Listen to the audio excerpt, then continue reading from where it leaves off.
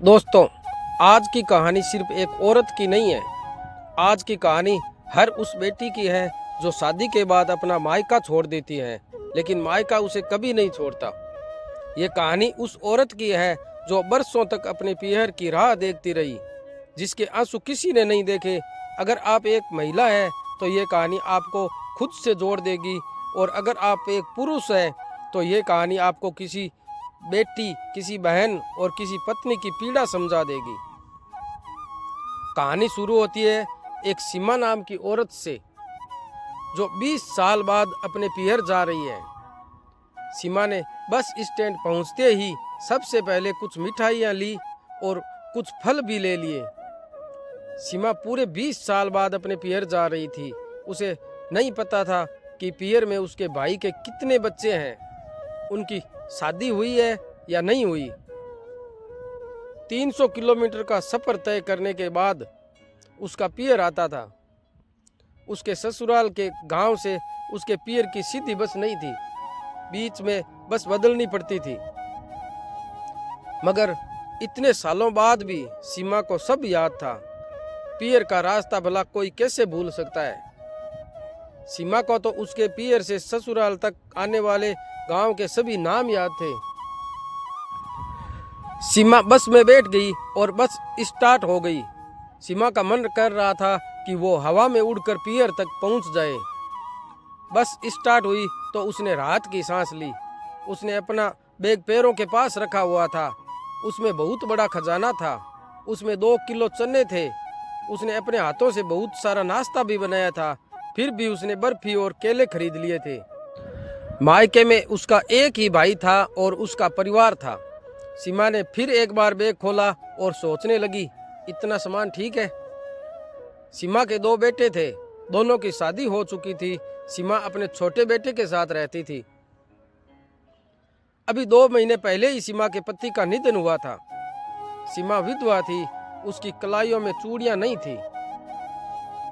आज 20 साल बाद पीहर जा रही थी। उसकी वजह उसका पति ही था। उसके पति ने सीमा को बंदिश लगा दी थी कि वह भूलकर भी पीहर जाने की हिम्मत ना करे। वह एक नंबर का शराबी था, पीते समय दिन और रात नहीं देखता था। सीमा के भाई की शादी थी, तब उसने शराब पी हुई थी। शादी में दुल्हन पक्ष की औरतों के साथ उसने बदतमीजी की, जिसके कारण औरतों ने उसकी खूब पिटाई की। पिटाई होने के बाद जब उसका नशा उतरा तो उसे होश आया। अपमान का बदला लेने के लिए उसने ससुर जी से कहा, ये शादी रोक दो। मगर सीमा के पिताजी ने शादी रोकने से साफ इनकार कर दिया। अपमान सहन न होने के कारण वो शादी बीच में ही छोड़कर आ गया और आते आते सीमा से भी बोला, मेरे साथ रहना चाहती हो तो अभी चलो, वरना फिर भूल जाना मुझे। उस दिन के बाद से सीमा पीहर जाने के लिए तरसती रही। जब उसे पीहर की याद आती तो अकेले में छुप छुप कर रो लिया करती थी। पीहर दूर था, इसलिए वहां की खबर भी उसे नहीं मिलती थी। जब माँ का निधन हुआ तब भी उसे नहीं बताया गया, और एक दिन पिताजी भी चल बसे, मगर सीमा को वहां जाने की इजाजत नहीं थी। बस ने पहला गांव पार किया तो सीमा को ऐसा लगा जैसे जिंदगी का एक पड़ाव उसने पार कर लिया हो। सफर को 3 घंटे हो चुके थे और उसे बस बदलनी थी। 4 गांव के बाद उसका गांव आने वाला था। इस उम्र में भी सीमा का दिल धक धक कर रहा था। सीने में उठने वाली पीहर की भूख आज उसे पूरी तरह उथल पुथल कर रही थी। बस सीमा के गांव में आकर रुकी। सीमा नीचे उतरी। बस स्टैंड आज भी गांव के बाहर ही था। गांव की मिट्टी की खुशबू सीमा को भाव विभोर कर रही थी। कच्चे रास्ते पर बैठकर वह मिट्टी को छूने लगी। ऐसा लग रहा था जैसे अनपढ़ सीमा उस पर हस्ताक्षर कर रही हो। माँ, मैं आ गई। सीमा वहां बैठ गई। शाम होने को है, आजा घर चले। अचानक उसे लगा जैसे बाबूजी ने पुकारा हो। वो झट से खड़ी हुई और बोली, बाबूजी। लेकिन चारों ओर नजर दौड़ाने के बाद भी उसे बाबूजी कहीं नजर नहीं आए। उसने हंसकर अपने माथे पर हल्की सी टपकी लगाई और बोली, पागल। कुछ देर चलने के बाद उसे एक आवाज सुनाई दी, सीमा, आजा झूला झूले।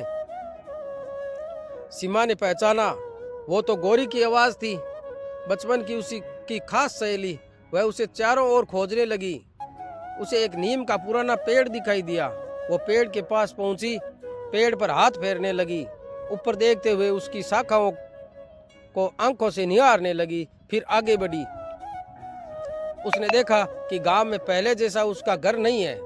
रास्ता सीमेंट का बन गया था, मगर गलियां वही थी जिन पर चलते हुए उसका पूरा बचपन गुजरा था। सामने श्यामलाल हलवाई की दुकान दिखाई दी, जहां वह बाबूजी के साथ उंगली पकड़कर आया करती थी। बाबूजी उसे 2 रुपए की जलेबी दिलवाते थे और वह मजे से खाया करती थी। दुकान के पास जाकर देखा तो दुकान खंडहर बन चुकी थी। श्यामलाल हलवाई की कोई संतान नहीं थी। थोड़ा आगे चली तो उसे एक कुआं दिखाई दिया, जहां वह अपनी माँ के साथ पानी भरने जाया करती थी। सीमा, कहाँ रह गई? देर हो रही है बेटा, घर जाकर तेरे बाबूजी के लिए खाना भी तो बनाना है। आई माँ, कहते हुए वह कुएं की ओर दौड़ पड़ी। रास्ते की 2 औरतें उसे पागलों की तरह आते देखकर रुक गई। कुएं के पास पहुंची तो देखा कि कुआं अब टूट फूट चुका है। अब वह घर की तरफ चल पड़ी। घर के दरवाजे पर पहुंचते ही उसकी चाल तेज हो गई। अंदर बैठे अपने भाई को देखकर वो रो पड़ी। रमेश। रमेश ने गौर से देखा और बोला, माँ बाप मर गए तब भी नहीं आई, अब क्या लेनी आई है? 20 साल बाद अपने भाई को देखकर उसका मन था कि वो उसे गले से लगा लेगा, मगर उसने पहचानते ही लड़ाई शुरू कर दी थी। तभी रमेश की पत्नी बाहर आई और पूछा, कौन है ये?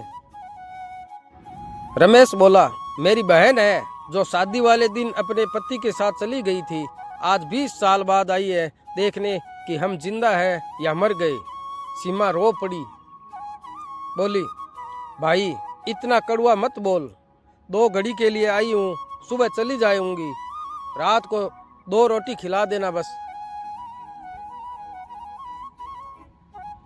रमेश बोला, हमारे लिए तो उसी दिन मर गई थी। सीमा बोली, जैसा भी था वो मेरा पति था, अब नहीं रहा, इसलिए तुझे देखने आ गई हूँ।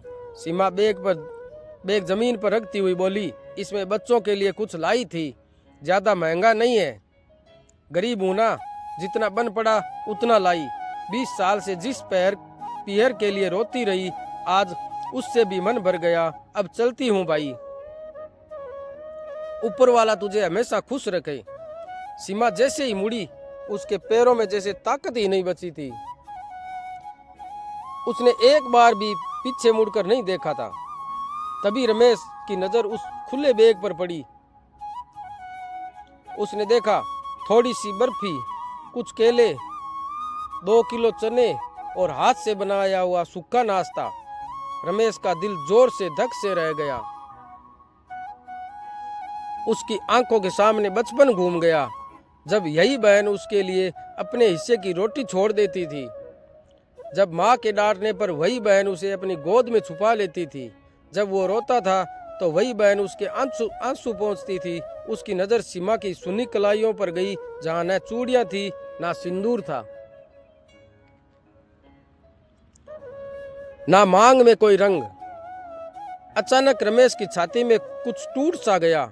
उसकी पत्नी चुपचाप बोली, जी, अगर ये हमारी बेटी होती और ऐसे हालत में मायके आती तो क्या हम उसे ऐसे जाने देते? रमेश की आंखों से आंसू टपक पड़े। दीदी रुक जा। उसकी आवाज भर्रा गई। सीमा के कदम ठिठक गए। उसने पलट कर देखा। रमेश तेजी से उसके पास आया और कांपते हाथों से उसका बैग उठा लिया। फिर वही रमेश जो अभी तक पत्थर बना खड़ा था, घुटनों के बल बैठ गया। मुझे माफ कर दो दीदी, मैं तुझे समझ नहीं पाया। आज तू आई है तो माँ बाप खुद तुझे भेज कर लाए हैं। सीमा कुछ बोल नहीं पाई। उसकी आंखों से बस आंसू बहते रहे। रमेश ने उसका हाथ पकड़ लिया। अब कहीं नहीं जाएगी, ये तेरा घर है। सीमा फूट फूट कर रो पड़ी। उसने रमेश का सिर अपने सीने से लगा लिया। बस इतना कह दिया, आज मेरा पीहर मिल गया, मुझे आज मेरा पीहर मिल गया। ये दृश्य देखकर रमेश की पत्नी और बच्चे भी रो पड़े। घर में जैसे बरसों बाद रोशनी लौट आई हो। उस रात सीमा ने अपने मायके में खाना खाया था। माँ बाप की तस्वीर के सामने दिया जलाया और पहली बार चैन की नींद सोई। सीमा 15 दिन तक पीहर में ही रही। बाबुल की गलियों में घूमी, नीम के पेड़ के नीचे बैठी और हर दिन ऐसा लगा जैसे माँ बाप उसे देख रहे हो, मुस्कुरा रहे हो। अगर कहानी पसंद आए तो प्लीज इसे लाइक कर देना, शेयर करना और कमेंट में अपने शहर या गांव का नाम जरूर लिखो। ऐसी ही और कहानियां सुनने के लिए चैनल को सब्सक्राइब जरूर करें। धन्यवाद। आपका दिन शुभ हो।